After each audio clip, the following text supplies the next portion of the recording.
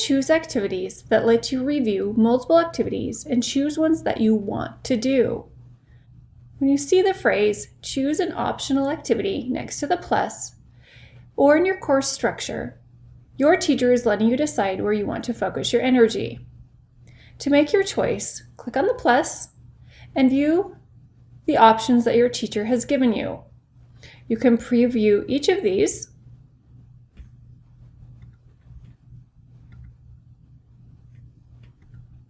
and choose the one you want.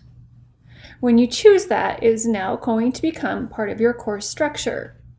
If I close this and I go back to my table of contents, I'll now see those activities that I chose.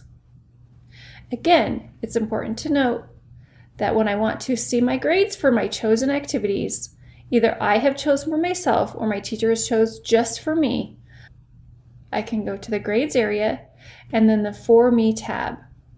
And these are the items that I have chose.